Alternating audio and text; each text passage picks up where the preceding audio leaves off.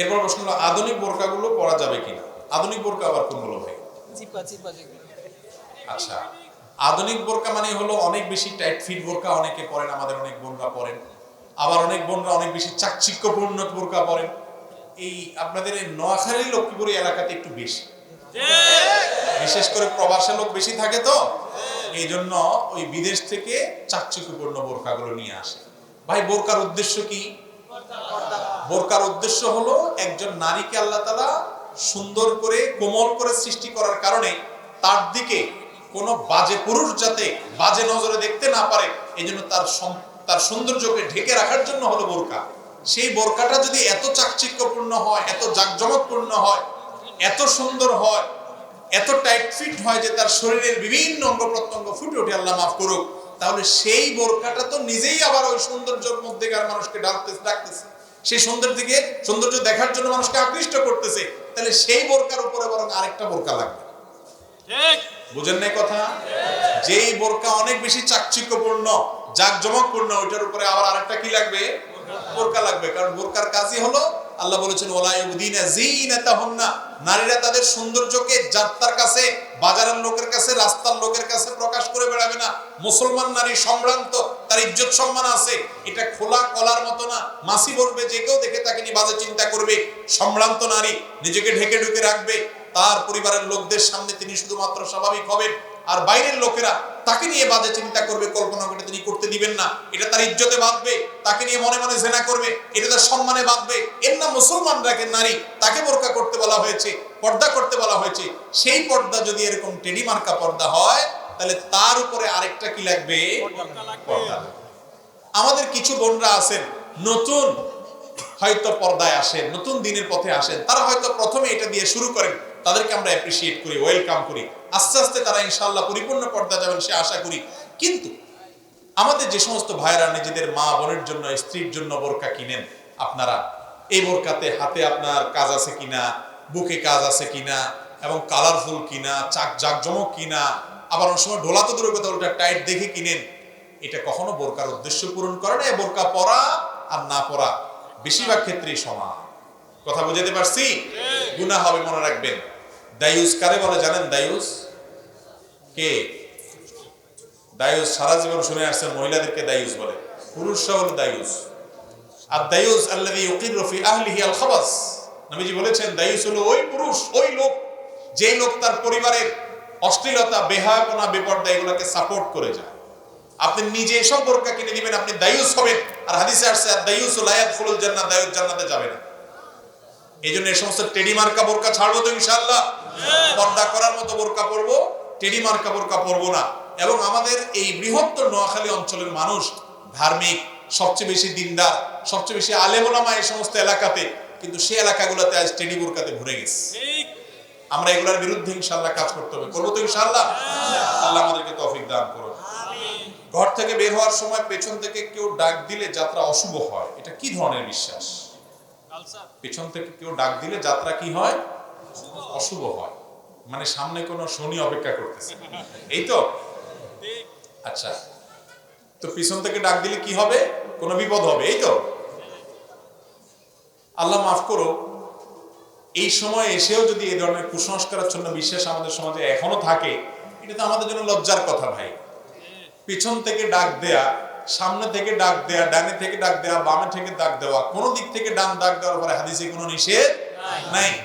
অতএব কেউ যদি মনে করে যে আমার পিছন থেকে কেউ ডাক দিলে আর এই পিছু টান হয়ে গেল, তাহলে আমার সামনে আর বোধহয় ভালো কিছু নাই, এরকম কেউ যদি বিশ্বাস করে, তাহলে সে এই ডাকের মধ্যে যে ক্ষতি আছে এটা বিশ্বাস করলো, এর ফলে সে একটা ছোট শিরকে লিপ্ত হলো।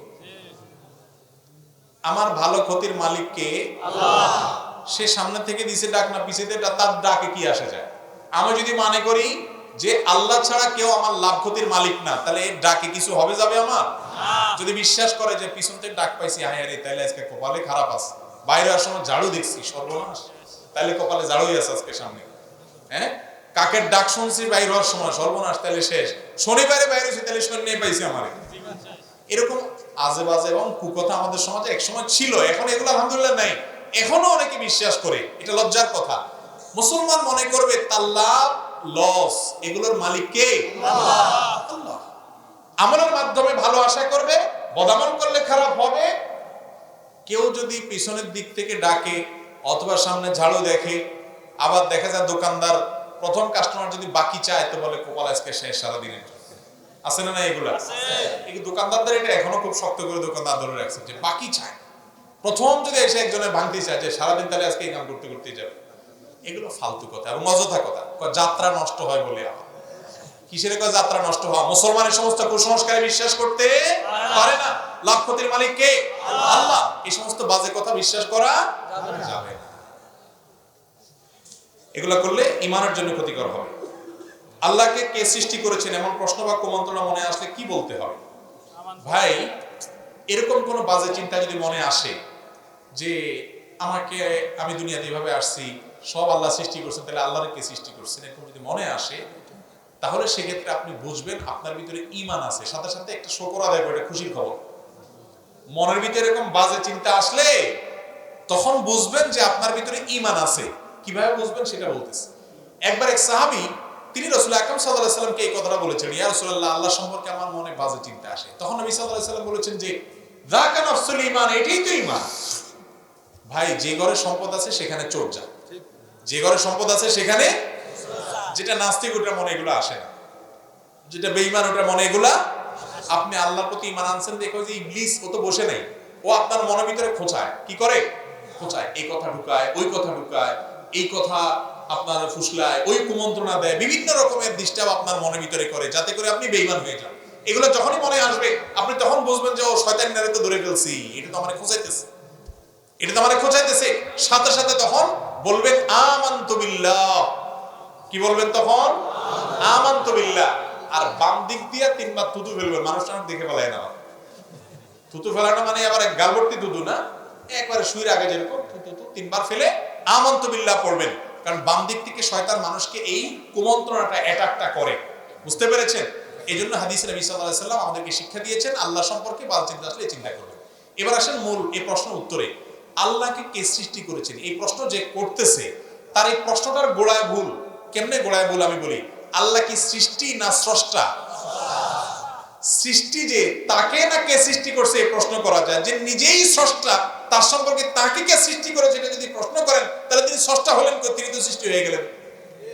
ঠিক না ভাই? ঠিক। আল্লাহ যদি, আল্লাহর সম্পর্কে যদি আপনি মনে করেন যে আল্লাহ সৃষ্টি কে করছে, তাহলে তো আল্লাহ নিজেই সৃষ্টি হয়ে গেলেন, তার স্রষ্টা খুঁজতেছেন আপনি। আল্লাহ তো স্রষ্টা, যিনি স্রষ্টা তার আবার স্রষ্টা থাকে নাকি?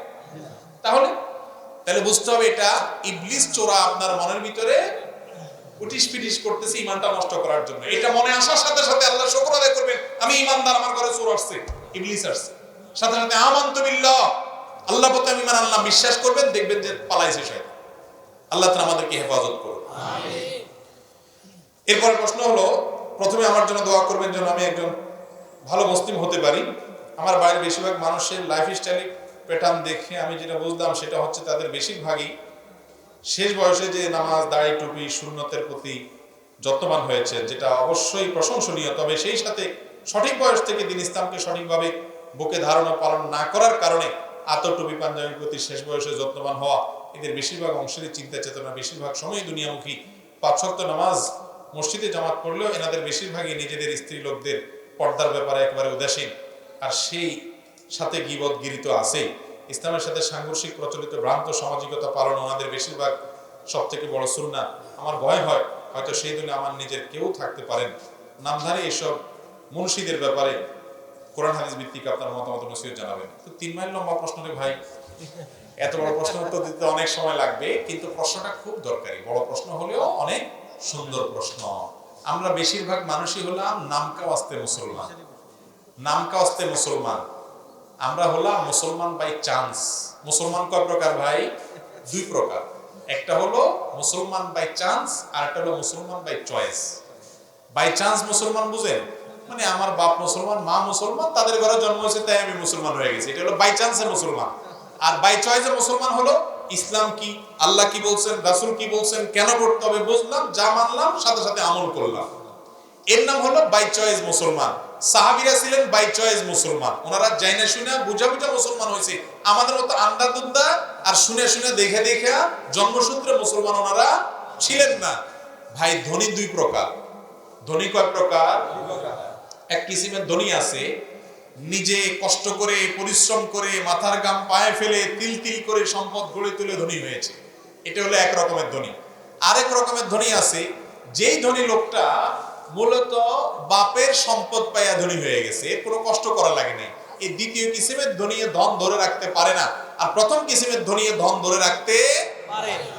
আমরা যারা মুসলমান বাই চান্স, বাপ মা মুসলমান তাই আমি মুসলমান, এই জন্য আমরা বেশি মানুষ ইসলামের কদর মর্ম আমরা বুঝি না, নামটা আসতে মুসলমান। এই ভাই বারবার এই লোকটা কেন আসতেছে সামনে, এটা কোন ধরনের কথা? আপনারা বারবার এগুলো এলাও করতেছেন। ক্যামেরা আছে, ক্যামেরার সামনে দিয়ে আসতেছে, বেচারা রেকর্ড করতেছে। একটা ম্যানার্স থাকতে, ভদ্রতা থাকতে হবে।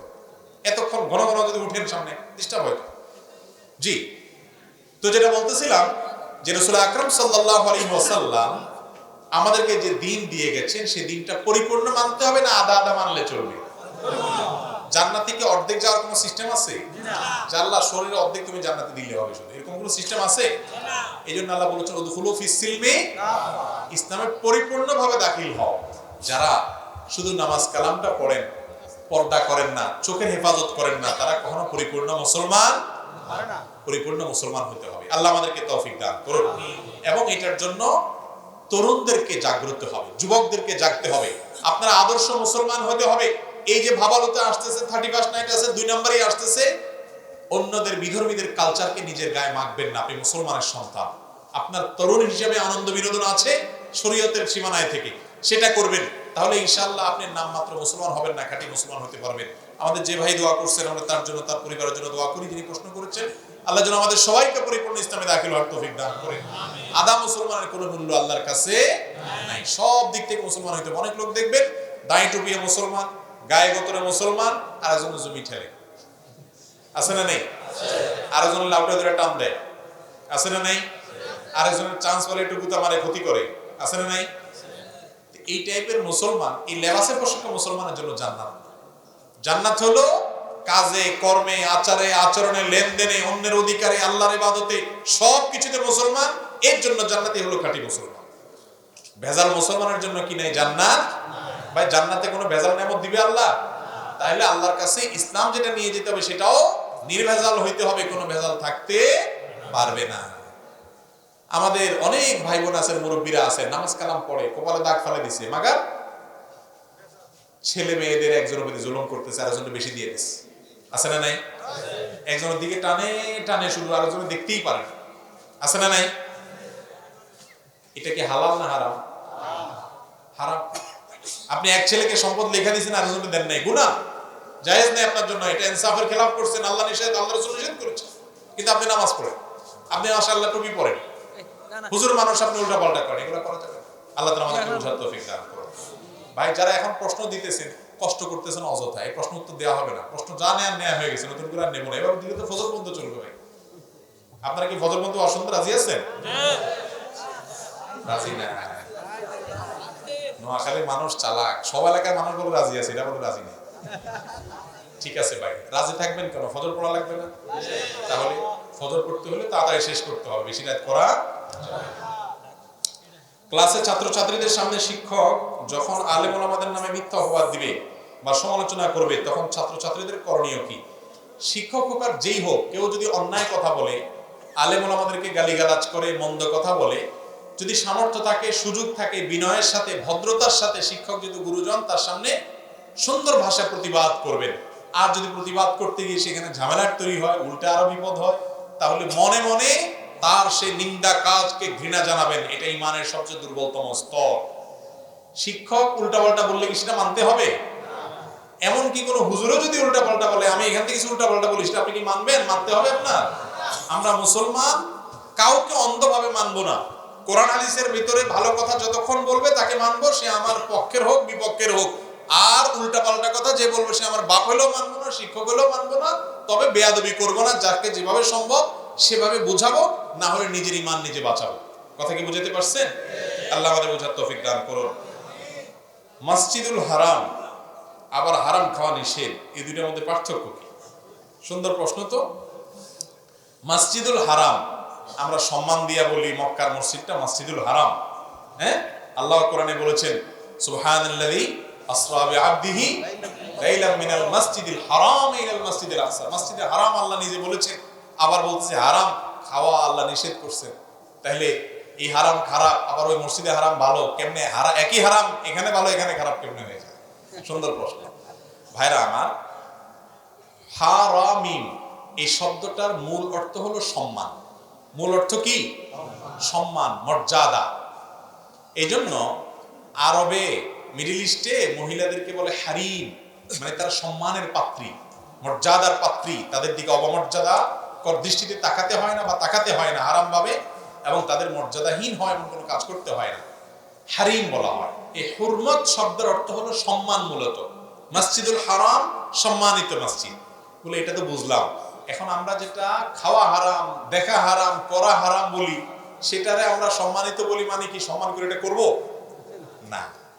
সেখানে সম্মানের অর্থটা হলো আল্লাহ নিষেধ করেছেন, এটা একটা রেসপেক্টের জায়গা, যে এটা আল্লাহ করতে নিষেধ করেছেন, এটা বলতে নিষেধ করেছেন, এটা খাইতে নিষেধ করেছেন, ওটা ধরতে নিষেধ করেছেন, এদিকে যেতে নিষেধ করেছেন।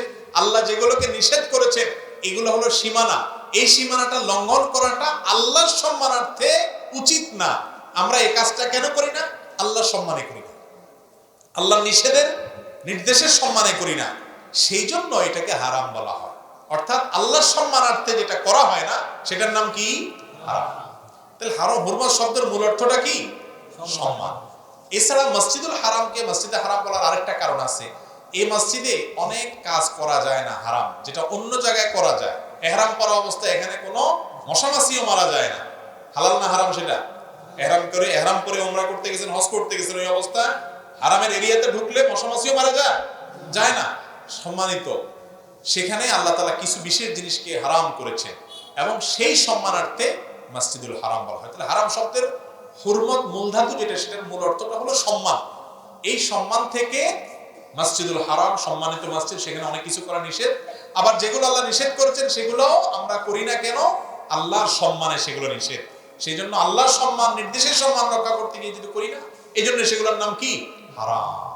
মানে আল্লাহর সম্মানে এটা আমরা বিরত থাকি। ওই যে ফাজিলের মতো হয়ে গেছে আর কি। ওই দিন কসবা জানি কে প্রশ্ন করছে, কোত্থেকে তো সুন্দর সুন্দর প্রশ্ন করে মানুষ। প্রশ্ন করছে ব্রাহ্মণবাড়িয়া কসবা, যে আমরা দুষ্টমি করে যে এরাও বলে ফাজিল, আবার ওই মাদ্রাসা আলিমের পরে বেচারা ফাজিল করছে, এরাও বলি ফাজিল। দুই ফাজিলের পার্থক্যটা কি? আসলে ফাজিল শব্দের অর্থটা ভালো। ফাজিল শব্দের অর্থটা কি ভাই? ভালো। ফজিলত থেকে ফাজিল মানে মর্যাদা অর্জন করেছে, সে এলেম অর্জন করে কোরআন হাদিসের উপরে উনি ফজিলত ডিগ্রি অর্জন করেছে, মর্যাদা অর্জন করেছে, এটা ভালো। তাহলে বুঝলাম, এটা তো বুঝলাম। যে বাদরামি করে, দুষ্টামি করে, এই যে ফাজিলে কেমনে ফাজিল, মানে এর দুষ্টামির ক্ষেত্রে একটা ডিগ্রি নিয়ে নিছে, মানে খারাপ কাজে সে একটা ডিগ্রি নিয়ে নিছে আর কি। কেউ এটা বলতে বলতে চালু হয়ে গেছে। মূলত ফাজিল শব্দের অর্থ কি ছিল? ভালো ছিল। এখন দুষ্টেরও ফাজিল বলি আমরা, ওই ব্রিটিশ বলার মতো আর কি। আমি একজন জেনারেল ছাত্র। আল্লাহর রহমতে হেদায়েতের পরশ আমার অন্তরে লেগেছে। জীবনের এতটা পথ পাড়ি দেওয়ার পর এখন বুঝছি জীবনের আসল উদ্দেশ্য। কিন্তু জেনারেল ছাত্র হওয়ার কারণে না শিখেছি সহিহ শুদ্ধভাবে কোরআন তেলাওয়াত, না জেনেছি রাসূলের সিরাত, না জেনেছি ইসলামের ইতিহাস। অন্যদিকে বর্তমান স্কুল কলেজগুলোতে ছেলে মেয়ের ফ্রি মিক্সিং, পর্দার খেলা, প্রবাদ মেলামেশার জন্য আমার নজরকে হেফাজত করা সম্ভব নয়। আমার আর জেনারেল করতে ইচ্ছা করে না। এখন করণীয় কি? প্রথম কথা হলো ভাই, এটা অত্যন্ত অত্যন্ত ভালো লাগার মতো একটা কথা যে আমার একজন ভাই তরুণ বয়সে আল্লাহকে চিনে গেছেন, আল্লাহর পরিচয় পেয়ে গেছেন, রাসূল সাল্লাল্লাহু আলাইহি সাল্লামের আদর্শের সন্ধান পেয়ে গেছেন, জান্নাতের পথের খোঁজ পেয়ে গেছেন। এর চেয়ে সৌভাগ্যবান তরুণ আর হতে পারে না। ও তরুণ ভাই আমার, একটু আল্লাহর দিকে আসো, একটু কোরআনের পথে আসো, একটু হাদিসের ছায়ায় আসুন, একটু সিরাতের নববীর সাথে পরিচিত হন। আমি শপথ করে বলতে পারি, দায়িত্ব নিয়ে বলতে পারি, আপনি আপনার স্বেচ্ছাচারিতার যে জীবন যাপন করছেন, আপনি আল্লাহর অবাধ্যতার যে জীবন যাপন করছেন, বন্ধু বান্ধবের সাথে যা খুশি তা করে বেড়াচ্ছেন, এই জীবনের চাইতে অবশ্যই আপনার এই পরিবর্তিত জীবন, আল্লাহর পথে আসা জীবনকে অনেক বেশি এনজয় করবে, অনেক বেশি তৃপ্তি আপনার মনে এনে দিবে। মনে রাখবেন, দুনিয়ার এই ভোগ, এগুলো সবগুলো ধোঁকার বস্তু। দেখতে মনে হয় অনেক সুখ, ওইটা হাতে পেয়ে গেলে, ভোগ করে ফেললে তখন বুঝে আসলে তেমন কিছুই না, অশান্তি। প্রকৃত শান্তি শুধুমাত্র আল্লাহর আনুগত্যে, আল্লাহর গোলামিতে, আল্লাহর কাছে আত্মসমর্পণের মধ্যে। একজন প্রথম সারির শিল্পপতি, তিনি আমার পরিচিত একজন আলিমকে বলছিলেন যে ভাই, আমি ওই জীবনও পার করে আসছি, এই জীবনও পার করে আসছি। তার মানে বলেন যে তার মানে হলো আমি গরিবের সন্তান ছিলাম, না খেয়েও জীবন কাটাইছি, আর বিলিয়ন বিলিয়ন কামানোর পরে এখন লাক্সারিয়াস জীবন যাপন করছি। বিশ্বাস করেন কোনোটাতেই শান্তি নাই। শান্তি থাকে তখনই যখন আল্লাহর সাথে একটা বান্দার কানেকশনটা থাকে, বোঝাপড়াটা থাকে। তো আমার এই যুবক ভাই দিনের পথে এসেছেন, আল্লাহর পরিচয় পেয়েছেন, আমি আপনাকে সাধুবাদ জানাই। এরকম যুবক পেলে আমার মনে চায় একটু কপালে চুমো দেয়। সৌভাগ্যবান এরা আল্লাহর পথে এসেছে, প্রকৃত মুসলমান হয়েছে, নামমাত্র মুসলমান থাকে নাই, মুসলমান বাই চান্স না, সে এখন মুসলমান বাই চয়েস হয়ে গেছে। আলহামদুলিল্লাহ। আল্লাহ তাআলা আমাদের ভাইদেরকে দ্বীনের উপরে, ঈমানের উপরে অটল অবিচল থাকার তৌফিক দান করুন। যারা কলেজ ইউনিভার্সিটিতে পড়েন, চোখের হেফাজত করাটা অনেক কঠিন হয়ে গেছে ভাই। এই সমাজটা এমন ভাবে শয়তান সাজিয়ে দিচ্ছে আমাদেরকে যে কোনো দিকে যে আপনি ঈমান রাখতে পারবেন না। গান, বাদ্য, হারাম মিউজিক, ফ্রি মিক্সিং এবং চোখের গুনার জন্য সকল ব্যবস্থা করা আছে। নিজের সঙ্গে লড়াই করতে হবে। কি করতে হবে ভাই? লড়াই করতে হবে, সংগ্রাম করতে হবে, নজরকে হেফাজত করতে হবে, আল্লাহর কাছে হাত তুলে চোখের পানি ছেড়ে দিয়ে আল্লাহর কাছে সুপর্দ করতে হবে। মালিক, তুমি না বাঁচাইলে এই ভয়াবহ ফিতনার এই জোয়ারে আমি বাঁচতে পারবো না, ডুবে যাব। আল্লাহর কাছে দোয়া করতে হবে। এবং ভালো ভালো বন্ধু যারা হারাম থেকে বাঁচার জন্য লড়াই করে, সংগ্রাম করে নিজের সঙ্গে, সেই বন্ধুদের সাথে সান্নিধ্য নিয়ে, তাদের সাহচর্য নিয়ে সার্কেল গড়ে তুলতে হবে। দ্বীনি সার্কেলের মধ্যে থাকলে, বন্ধু বান্ধবের মধ্যে যারা মুত্তাকি পরহেজগার, খুঁজে খুঁজে বের করে তাদেরকে যদি আপনি তাদের সাথে যুক্ত হন, ইনশাআল্লাহ দেখবেন আপনার ঈমানের উপরে টিকে থাকাটা সহজ হবে। আল্লাহ তাআলা আমাদেরকে তৌফিক দান করুন। আমিন। এরপর প্রশ্ন, বর্তমানে ছেলে মেয়েদের কোন লাইনে পড়াশোনা করলে আখিরাতের জন্য এবং দুনিয়ার জন্য জ্ঞান অর্জন করতে পারবো? জেনারেল, কমই নাকি ইবতেদায়ী? দেখুন,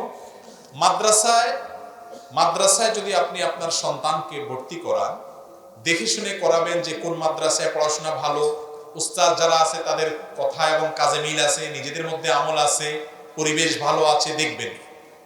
দ্বীন যদি শিক্ষা দেন সন্তানকে, আপনার সন্তান কখনো ইনশাআল্লাহ খারাপ পথে যাবে না। এদেশের যত ধর্ষক, যত দুর্নীতিবাদ, যত লুটতরাজকারী, যত পাপাচারকারী, এদের মধ্যে মাদ্রাসার ছাত্র খুব বেশি পাওয়া যায়? দু চারটা কালেভদ্র পাওয়া যেতে পারে, সচরাচর পাওয়া যায়, কারণ সেখানে মনুষ্যত্বের শিক্ষাটা দেওয়া হয়। বলে এর মানে কি সব মাদ্রাসা পড়বে? না, সব মাদ্রাসা পড়লে, স্কুল কলেজে না পড়লে আমাদের যারা দ্বীনের কথা বলছি তাদেরকেও তো অনেক সার্ভিস দিতে হবে। আমাদের ডাক্তার, ইঞ্জিনিয়ার দরকার আছে, সব রকম মানুষ দরকার আছে। একজন জেনারেল শিক্ষিত সন্তানরা করতে পারেন, কিন্তু দ্বীনের ছোঁয়াটা যেন থাকে, আল্লাহর সাথে পরিচিতিটা যেন থাকে, এমন শিক্ষা প্রতিষ্ঠানে দিবেন যেখানে ঈমান হরণ হবে না, ঈমান নষ্ট হবে না, বেসিকটা ভালোভাবে দিবেন। বেসিক ভালো দেওয়ার মানে কি? শুধু একজন হুজুর রাখি কোরআন শরীফ পড়াই দিবেন না, বরং আল্লাহর সাথে যেন পরিচিত হয়, সেজন্য আলেমদের সাথে পরামর্শ করে বাচ্চাদের উপযোগী বই পুস্তক দিবেন, সেরকম কোর্স করাবেন। এরকম তাদের ভিতটা যদি, ফাউন্ডেশনটা যদি ভালো করে গড়ে দিতে পারেন, আজকাল শিশুদের জন্য অনেক ভালো ভালো বই বের হয়েছে, অনেক কোর্স হচ্ছে।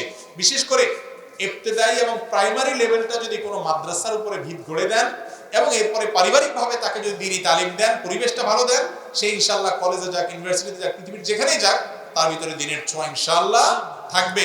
কত বাপ মা আছে মাদ্রাসায় দিয়েও ছেলে মেয়ে নষ্ট হয়ে গেছে, বেলাইন হয়ে গেছে, খোঁজ খবর নেয় নেই, অজাগায় ছিল। আবার অনেকের কলেজ ইউনিভার্সিটি দেওয়ার পরেও সন্তান চোখ জোড়ানোর মতো সন্তান হয়ে গেছে। ঠিক না ঠিক? এই জন্য মূল জিনিসটা হলো প্যারেন্টিং, অভিভাবকত্ব। অভিভাবক কতটা দায়িত্বশীল হয়েছেন, আল্লাহ আমাদের অভিভাবকদেরকে দায়িত্বশীল তৌফিক দান করুন।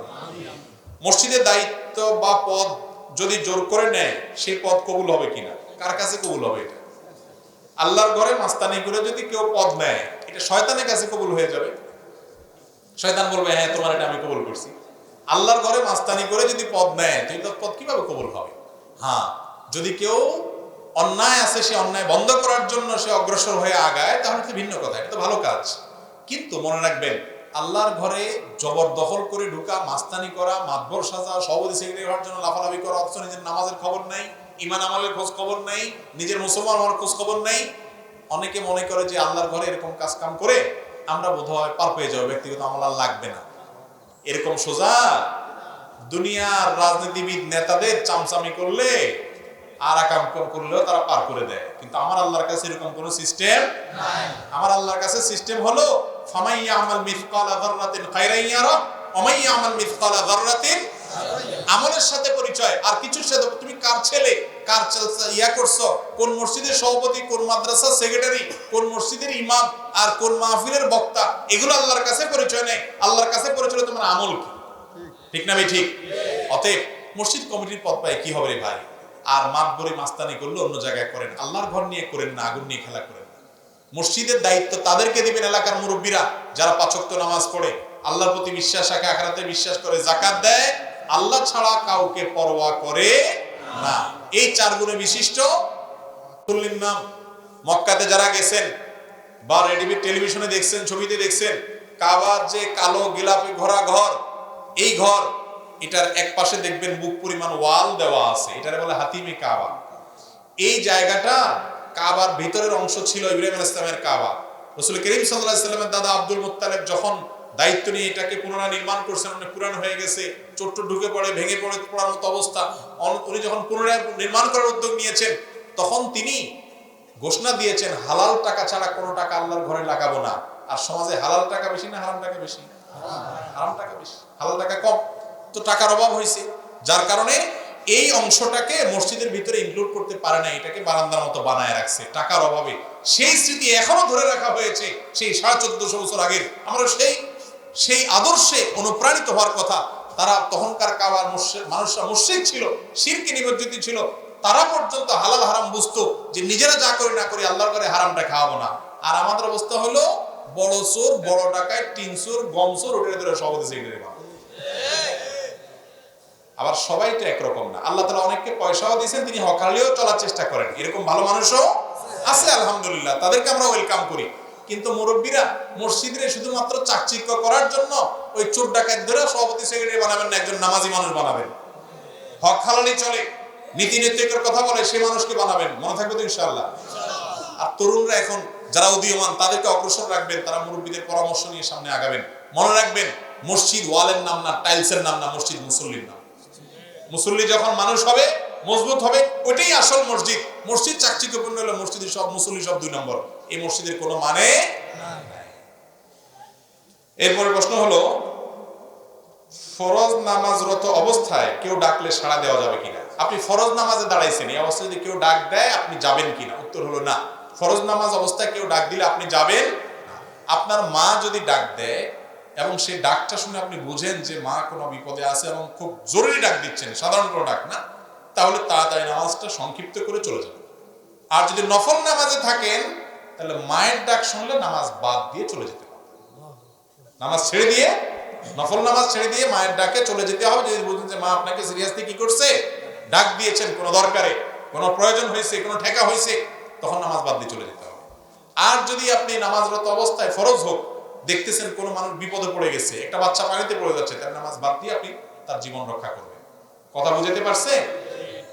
আর আপনার জীবন যাওয়ার মতো বিপদ যদি হয়, ধরেন ভূমিকম্প শুরু হয়েছে, কি করবেন? তখন আপনি যদি নামাজ না ছেড়ে ওই অবস্থায় আল্লাহর উপরে ভরসা করে থাকেন তো আলহামদুলিল্লাহ।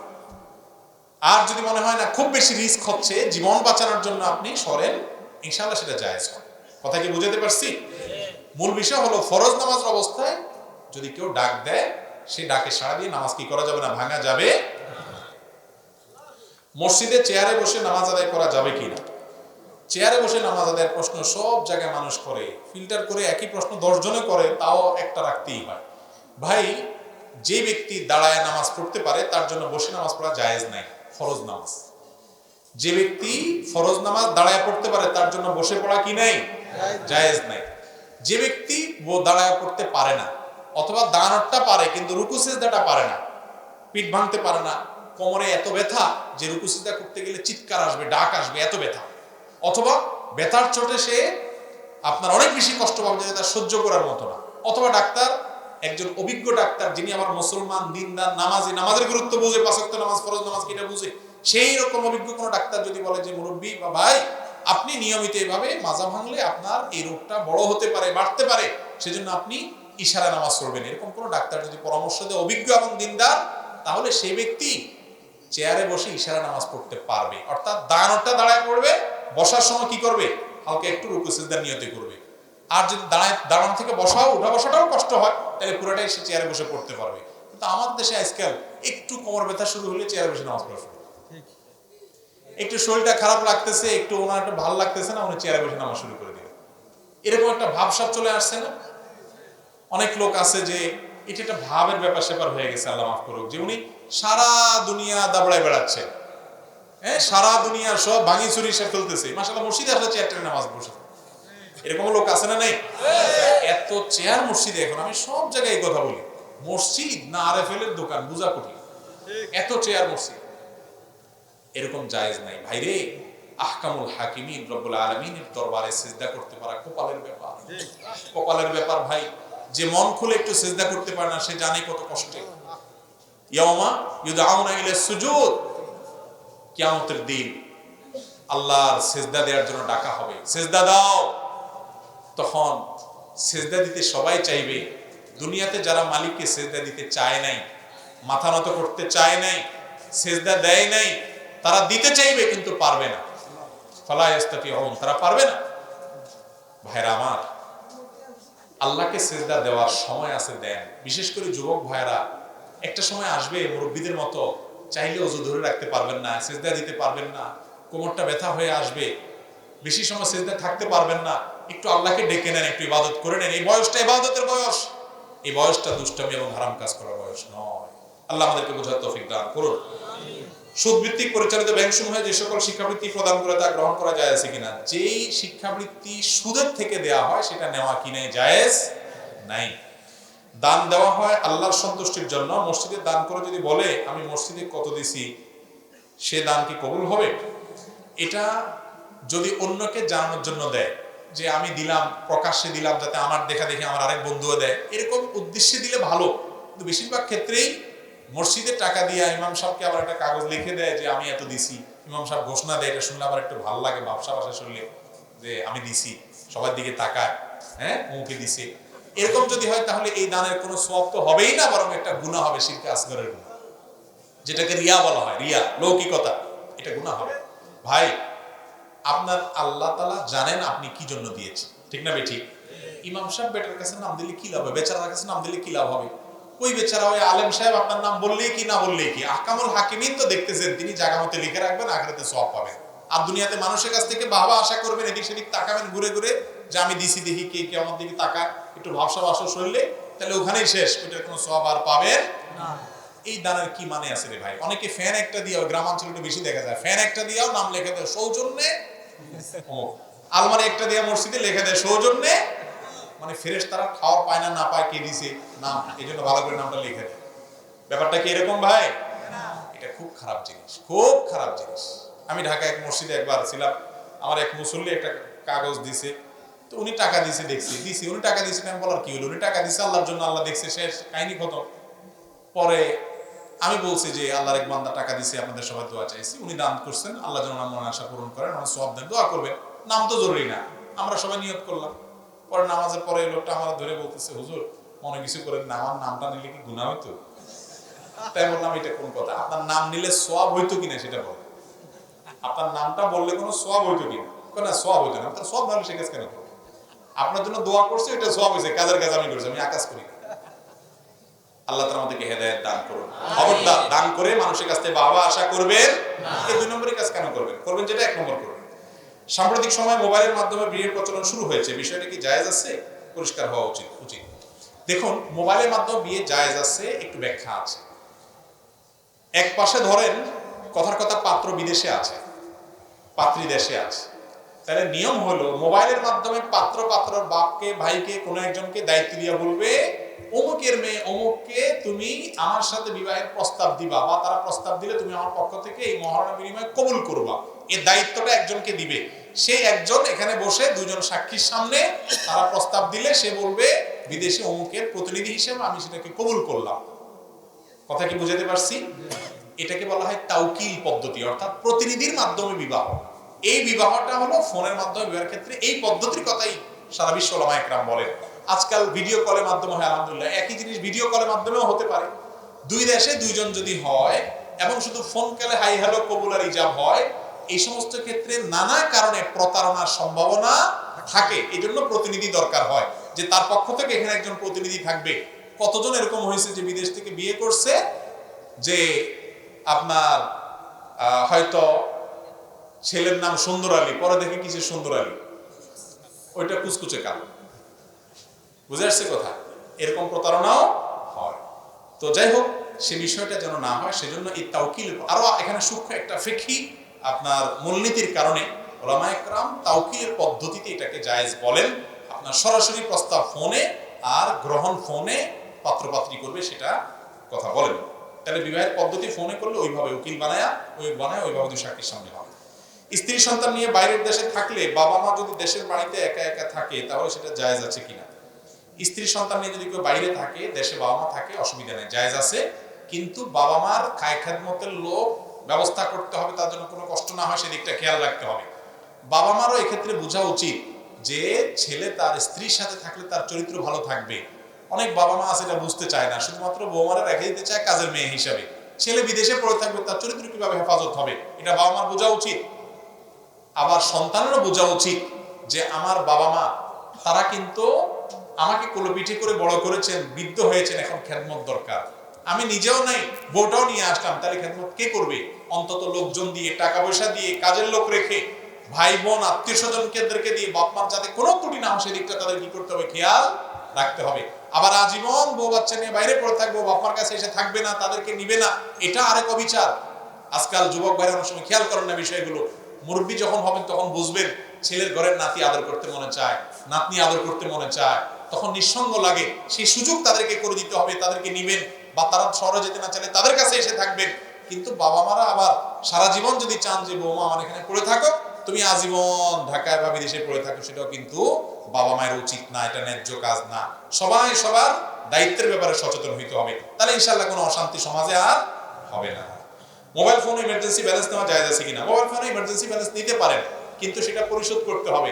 ইমার্জেন্সি ব্যালেন্স নিয়ে সিম ফালা দিলেন, এই 2 নম্বরই করা কি হবে না? জায়েজ হবে না। তাহলে কিন্তু আপনি হক নষ্ট করলেন, মানুষের হক নষ্ট করলে গুনাহের কথা, কিয়ামতের দিন ধরা খাবেন আল্লাহর কাছে। বুঝে আসছে কথা?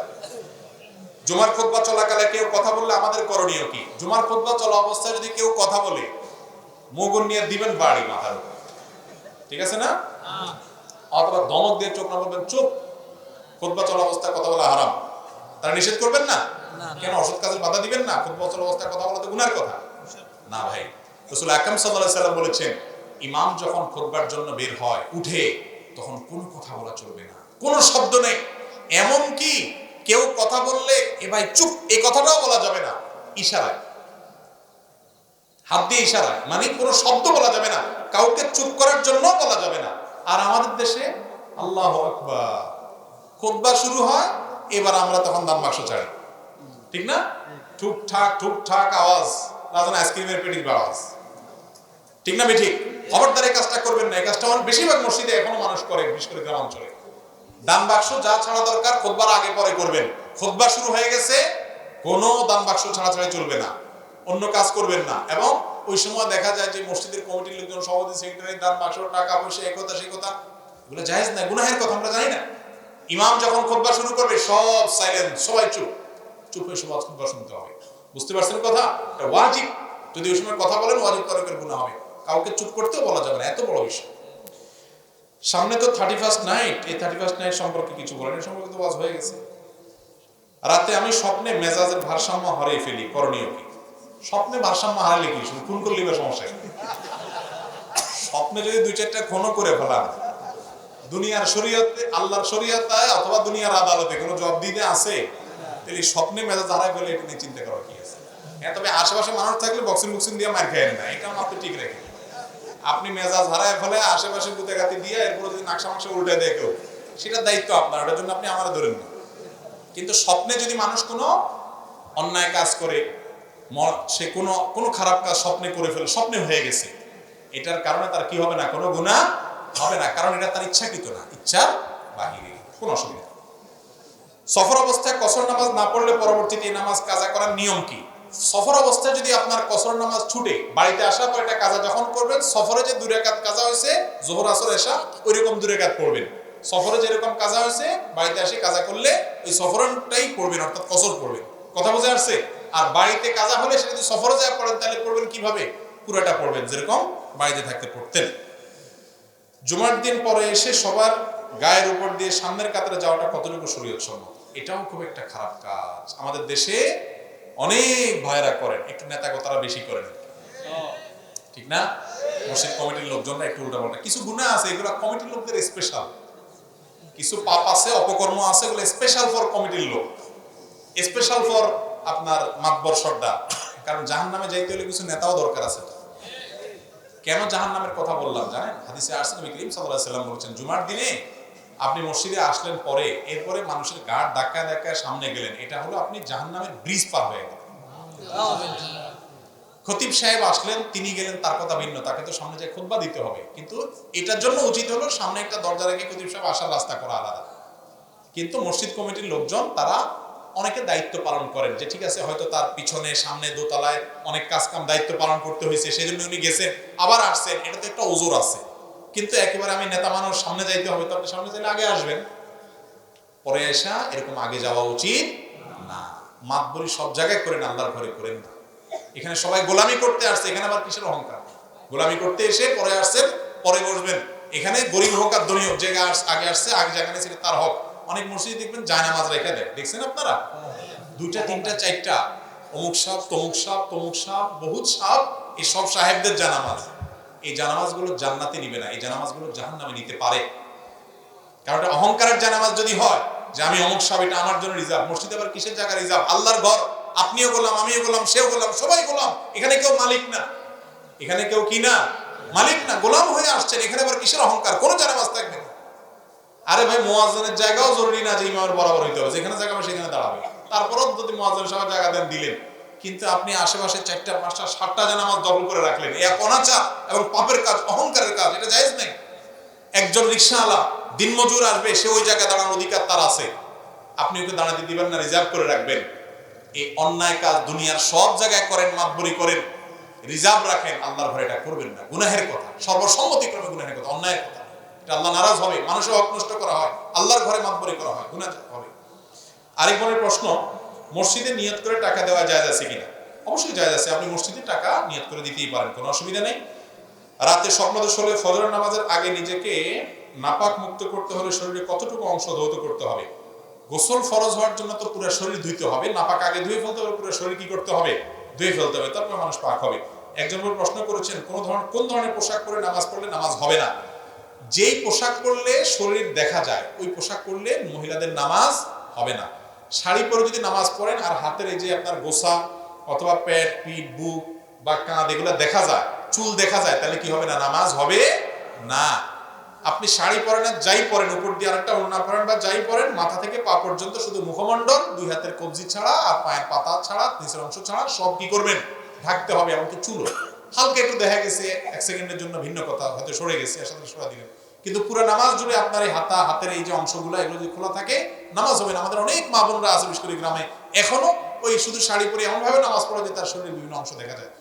মহিলার নামাজের জন্য সতর হলো পুরো শরীর তাকে ঢাকতে হবে। কথা বুঝতে পারছি? পুরুষরা মহিলাদেরকে শিখিয়ে দিবেন। এবং আজকাল নামাজের ওড়না পাওয়া যায়, এক ওড়নায় শুধু মুখটা খোলা থাকবে, একদম পুরোটা ঢেকে যাবে, নামাজ শেষ আবার ওড়নাটা ঘরে রেখে দেন, খুব ইজি হয়ে গেছে আলহামদুলিল্লাহ। 50 বছর আগে বিয়ের কাবিন 30,000 টাকা স্ত্রীকে দেওয়া হয়েছে, স্ত্রী তার ওই টাকা ছেলে মেয়ের পড়ালেখার জন্য খরচ করেছে। এখন প্রশ্ন হলো, স্ত্রীর ওই টাকা স্বামী কি আবার দিতে হবে, নাকি না দিতে হলে কত টাকা দিতে হবে? না, আবার দিবে কেন? স্ত্রীকে টাকা দেওয়ার পরে উনি যদি ওইটা ছেলে মেয়েদের জন্য খরচ করে থাকেন, সে তার ব্যাপার, খরচ করছে কেন? আমার দেশে মহিলারা একটু বোকা শোকা, আসলে সোজা সরল। আমরা পুরুষগুলা বেশিরভাগই বাটপার কিসিমের, মহিলাদেরকে আমরা কতভাবে যে ধোকাবাজি করি। মহরের টাকা দিয়ে আবার এই আপনার হাত পাতে যদি বসে থাকেন যে ছেলের এখন ভর্তির টাকা লাগবে, তোমার কাছে তো আছে, দাও। আমার কাছে আছে, তুমি দেখবে কেন? ছেলের ক্ষয় করেছে দায়িত্ব তোমার, প্রত্যেকের বা তুমি বুঝে পড়াও, এটা আমার দিক টাকা পাও না তুমি। এই কথা যদি মহিলা বলে, আর তো ভাত ওই সংসারে আর চলবে না। অথচ ইসলাম তাকে সে অধিকার দিয়েছে না দেয় নাই? দিয়েছে, কিন্তু আপনি সহ্য করবেন না। তাহলে আপনি অত্যাচারী, আপনি অবিচারক, অবিবেচক এবং আপনি জুলুমকারী। মহিলাদেরকে তাদের রাইট দিতে হবে। স্ত্রীকে মহরের টাকা দেওয়ার পর তার টাকা সে রাখবে না, খাবে না, তার বাপের বাড়িতে সবাই দিয়ে দিবে, সম্পূর্ণ শতভাগ রাইট তার। আপনার জিজ্ঞেস করার অধিকার নেই কি করছো গো। জিজ্ঞেস করতে পারেন, যদি বলে আমার মনে হচ্ছে হাওয়ায় উড়ে দিছে, শেষ, চুপ থাকবেন, কোনো কথা নেই, একদম মুখে তুলো, সত্য কথা বলে, এটাই ইসলাম। কিন্তু আমরা কি করি? মহৎ তো দেয় না, 2 নম্বরে 10 লাখ 20 লাখ ধরে কয় টাকা দিয়ে আবার ওই বাসরাত যাইতে না যাইতে হাত পাতে বসে থাকে ফকিরের। বিদেশ যাওয়ার সময় বলে কি করছো, এগুলো দাও। ঠিক না বেঠিক? এগুলো উচিত না ভাই। মেয়েদেরকে স্বাধীনভাবে কিছু খরচ করার সুযোগ দিতে হয়। আচ্ছা, তার মা বাপ আছে না, সন্তান হিসাবে সে মা বাপের জন্য একটু পয়সা দিয়ে কিছু কিনতে মনে চায় না? এই জন্য ইসলাম বলে এটা আপনি তাকে দিবেন, স্বাধীনতা দিবেন, সে যা ইচ্ছা তা করবে। কিন্তু এখন মহিলারাও একটু বোকাশোকা, দিলে মহব্বতের চোটে প্রথম প্রথম তো এত বেশি মহব্বত হয়, বলে ওগো এই টাকা দিয়ে কি করবো, তুমি থাকলে আমার কত টাকা হবে তুমি নিয়ে যাও, এই ধরাটা খাইলো আর এই বাটপাড়ার হাতে দিয়া এই যে গেল তো গেল, আর ওই টাকা পাওয়া বেচারির আর নসিব হয় না। এবার মাসালা জিজ্ঞেস করে মৌলবীর কাছে, ছেলে মেয়ের জন্য খরচ করে ফেলছে, এখন আর পাবো কিনা, আর প্রত্যেকে পাবেন, একবার পাইছেন শেষ, আপনি তখন দিয়ে দিচ্ছেন কেন? বল, আমাদের মহিলাদেরকে একটু চালাক বানাইতে হবে, নাহলে এই বাটপাড়ি পুরুষ শাসিত সমাজে এই বেচারিদেরকে রক্ষা করা কঠিন। ইয়াংরা বিয়ে করবেন বাপের বেটার মতো, পুরুষের মতো মোহর দিয়ে দিবেন স্ত্রীকে, একদম হাতে হাতে টনটনাইয়া। আমি আমার স্ত্রীকে পুরোপুরি মোহর দিয়ে দিয়েছি, আলেমরা বেশিরভাগই আমি জানি যে দিয়ে দেয় আলহামদুলিল্লাহ। বাংলাদেশে মোহর ধরে 10 লাখ 1 টাকা, 20 লাখ 5 টাকা, আরে বাবা বাহার কি 6 টাকা বেচা যাবে না আলী, মোহর ধরে 10 লাখ 1 টাকা, আবার 1 টাকাও দেয় না। কত বড় বাটপারি আপনি চিন্তা করেন, দিবে না 1 টাকাও, ধরে 10 লাখ টাকা। এর চেয়ে বড় বাটপারি আল্লাহর জমিনে আর কি আছে বলে? যুবকরা যা ধরতে পারবেন তাই দিবেন। এখন যুবকদের দোষ দিব কি, এখন আছে কিনা জানি না, আমরা তো দেখছি ছোটবেলা বিয়ের সময় জামাইয়ের মুখে একটা রুমাল ভাঁজ করে দিয়ে দেয়, মানে তোর কোনো আজকে কথা নেই, একদম চুপ, বেচারা রুমাল মুখে দিয়ে বসে থাকে, কোনো কথা নেই তোর। অনেক বিয়েতে ছেলে কথা বলে বিয়েই ভেঙে দেয়, কতটা বেয়াদব ছেলে মুরব্বিদের সামনে কথা বলছে, ঠিক না বেঠিক? এসব অনাচার আমাদের নোয়াখালীতে আবার একটু বেশি। আরে ভাই, বিয়ের সময় ছেলে কথা বলবে না মানে কে কথা বলবে? ছেলেই তো কথা বলবে। মোহরটা দিতে হবে কি ছেলের না ছেলের বাপের? বউ যে মোহর পাবে এটা কি স্বামীর কাছে পাবে না শ্বশুরের কাছে পাবে? তাইলে কথা তো ছেলেই বলবে। আপনারা ধরে 10 লাখ 1 টাকা 5 লাখ 10 টাকা ধরাই দিলেন, আমি মানুষটা ওই টাকার আছে কিনা, আমার ওজন কত, আমি কথা বলবো। আমার নিজের বিয়ের সময় মোহর নিয়ে যখন বার্গেনিং হচ্ছে দেখতেছিলাম, তখন আমি বললাম যে আমি এত হলে দিতে পারবো, আমার এটা অ্যারেঞ্জ আছে। তো সবাই চুপ হয়ে গেছে, আলহামদুলিল্লাহ পরে রাজি হয়ে গেছে, আমি এটা দিয়ে দিচ্ছি। কিন্তু আমাদের সমাজে ওই ছেলের মুখে রুমাল দিয়া মুরব্বীরা এবার ঠিক করে, মেয়ে পক্ষ বলে বাড়াই ধরেন তাহলে কি হবে? তালাক দিতে পারবে না। আগেই তালাকের চিন্তা করেন, ওই বিয়েতে এমনি ভাঙবে। আগে থেকে নেতিবাচক চিন্তা কেন? মোহর কি তালাকের কোনো বিয়ের কোনো প্রোটেকশন? মোহর হলো স্ত্রীর উপহার, তাকে বাসর ঘরে দিয়ে দিবেন। আপনার মোহরের টাকা না থাকলে রোজা রাখবেন, আপনারা বিয়ে করতে বসে বিয়ে করবেন আর বাসরাতে যে বলে করবেন, দেখো এখন মোহর তো ধরছে মুরব্বীরা, আল্লাহ দিলে ইতালি বিষয় আসলে চলে যাবো, কত টাকা আসবে, কত লাগবে তোমার, সব তো তোমারই আল্লাহর রহমতে। আমার পাম করতে দিয়া মহিলারে, এমনি নরম মানুষ, তাদের দিলটা নরম থাকে। বাপের বাড়ি ছাড়িয়ে আসছে আপনার কাছে, আপনি আইসা বেহায়ের মতো প্রথম রাত্রে ভিক্ষুকের মতো হাত তুলে ধরছে। তো বেচারি বলে ঠিক আছে, ও কি বলো না বলো, মোহর দিয়ে আমি কি করব, সব মা জেস গেল আর কি, বেচারি গেল আর কি ডুবি, আর বাটপারে করে আমি জিতে গেল। আল্লাহ আমাদেরকে হেদায়েত দান করুন। খবরদার স্ত্রীর মহরণের টাকা মারবেন না কেউ, মনে থাকবে তো ইনশাআল্লাহ। মহরণের টাকা দিয়ে আবার হিসাব নিতে আসবেন না কি করছো, তার ব্যাপার সে কি করবে। আল্লাহ আমাদেরকে বোঝার তৌফিক দান করুন। আমার একটি ছাত্র ক্লাস 9-এ পড়ে, তখন সে দিনের পথে ইসলামিকভাবে জীবনযাপন করার চেষ্টা করে। সে জেনারেল পড়ুয়া হওয়ার, ইসলামের ইতিহাস, রাসূলের সিরাত, শুদ্ধ কোরআন কিছু জানে না। সে এখন চাচ্ছে ভালো মাদ্রাসা পড়তে, কিন্তু তার বাবা মা তাকে জেনারেল পড়াবে, এবং তার করণীয় কি? দেখুন, মাদ্রাসা জেনারেল পড়েও কোরআন হাদিস সম্পর্কে জানা যায় কি যায় না? যদি জেনারেল পড়তে একটা পর্যায়ে চলে যান, বাবা মা আপনাকে মাদ্রাসায় দিবে না, তো আপনি আলেম ওলামাদের পরামর্শ সাপেক্ষে দিন সম্পর্কে জানার চেষ্টা করেন, জেনারেল কন্টিনিউ করেন। বাবা মার অবাধ্য হয়ে সংসারে অশান্তি করে নিজে হুট করে কোনো ডিসিশন নেবেন না। বিচক্ষণ কোনো আলেমের তত্ত্বাবধানে থেকে পরামর্শ নিয়ে তারপর ডিসাইড করবেন। শুধুমাত্র জোশে পড়ে কোনো কিছু করলে পরে আফসোস করতে হয়, অনেক সময় ঈমান ধরে রাখাও কঠিন হয়। এই জন্য খুব সাবধানে কোনো বিদগ্ধ আলেমের সাথে আপনার নিজের অবস্থা জানিয়ে প্রয়োজনীয় পরামর্শ নিয়ে সিদ্ধান্ত নেবেন। আজকে থাকুক, অনেক হয়ে গেছে, রাতে অনেক হয়ে গেছে মনে হয়, বই টইতে কিছু নেই, আপনাদের একটা ফজর হয়ে যাবে। 12টা বাজলে সর্বনাশ, কোন 11টা? আচ্ছা, 4-5টা আছে, জট করে শেষ করে দেখি। জামাতে নামাজে ইমাম সাহেব যখন রুকুতে যান, তখন বিলম্বের কারণে অনেকে দৌড়ে এসে নিয়ত বেঁধে রুকুতে চলে যান। এক্ষেত্রে আমার প্রশ্ন, নিয়তটা কি যথাযথভাবে বাঁধা হলো? দেখেন, ইমাম যদি রুকুতে চলে যায়, আপনি এসে আল্লাহু আকবার তাকবীরে তাহমিয়া বলবেন, এরপরে আবার তাকবীর দিয়ে কি যাবেন, আপনি রুকুতে যাবেন। দাঁড়িয়ে যদি আপনি অপেক্ষা খুব বেশি নাও করেন, দাঁড়ানোটা আপনি হাত বেঁধে দাঁড়াইছেন, এরপরে রুকু গেছেন, ইমামকে রুকুতে পাইছেন, তাহলে আপনি রাকাত পেয়ে গেছেন। আপনি কি পেয়ে গেছেন? রাকাত পেয়ে। কিন্তু আপনি রুকুতে যাইতে না যেতে ইমাম সামি আল্লাহ বলা শুরু করে দিয়েছে, তাহলে শেষ। তাহলে আপনি রুকুতে ইমামরে পান নাই, ওই রাকাত আপনাকে আবার পড়তে হবে। যখন ইমামরে পাইলেনই না, ইমাম মাথা উঠে ফেলছে, এবার আর কি করবেন, এবার দাঁড়ায় থাকবেন, ইমাম রুকুতে যাক, সিজদা দেখ, আবার সিজদা দেখ, এরপরে দাঁড়াবে, তারপর ইমামের সাথে যোগ দিবেন। ঠিক না? না, ঠিক না। বরং যে অবস্থা পাবেন সে অবস্থায় যুক্ত হবেন। রাকাতটা আপনি পাইলেন না, কিন্তু একটা সিজদা ইমামের সাথে পাইলে সওয়াব হবে কি হবে না? দাঁড়ায় থাকলে কি সওয়াব হবে? অনেকে দাঁড়ায় থাকে, কি লাভ আর, রাকাত তো গেছি। এটা ভুল, এটা করা উচিত না। নামাজের তাশাহুদ পড়ার আগে কোথাও কোনো ভুল হলে তাশাহুদ পড়ার পরে সালাম ফেরানোর আগে ভুলের কথা মনে হলে কি করা উচিত? আপনি সালাম ফেরানোর আগে হঠাৎ করে মনে হলে আরে ভুল তো একটা করে ফেলছে, কি করবেন তখন? তখন দেখবেন ভুলটা কোন ক্যাটাগরির ভুল। যদি সুন্নত ভুল হয় ছুটে, তাহলে কোনো অসুবিধা নেই, নামাজ হয়ে গেছে। যদি ওয়াজিব ছুটে ভুল হয়, তাহলে সিজদা সাহু দিতে হবে। আর যদি ফরজ ছেড়ে ফিরে আসছেন মনে হয়, তাহলে ওটা আবার পড়তে হবে। সুন্নত ছুটে গেলে সুন্নতের ভুলে কোনো অসুবিধা নাই, ওয়াজিব ভুলে গেলে সিজদা সাহু দিতে হবে শেষে। আর যদি ফরজ ছুটে যায়, তাহলে ওটা আবার পড়তে হবে। এটা হয়। দাড়ি টুপি পাঞ্জাবিওয়ালা পাত্রকে অনেক সময় পাত্রী বা পাত্রীপক্ষ তার উপরোক্ত বিষয়গুলোর কারণে প্রত্যাখ্যান করে। এক্ষেত্রে ইসলামী দৃষ্টিকোণ থেকে পাত্রী বা পাত্রীপক্ষের কোনো গুনাহ হবে কিনা? দেখেন, ছেলের মুখে দাড়ি আছে, এই জন্য যদি কোনো মেয়ে পছন্দ না করে, তাহলে সে মেয়ে কি মেয়ে নাকি হিজড়া, এই প্রশ্নটা রাখাই যায়। কেন রাখা যায় আমি বলি। আল্লাহ তাআলার সৃষ্টি হলো বিপরীত লিঙ্গের প্রতি আকর্ষণ থাকে, ছেলে মেয়ের প্রতি, মেয়ে ছেলের প্রতি। দাড়ি এটা পুরুষের ভূষণ, আল্লাহ তাআলা পুরুষকে দিয়েছেন, নারীকে দেন নাই। নারীর মুখে দাড়ি হয়, পুরুষের মুখে দাড়ি হয়, এটা পুরুষের মার্কা।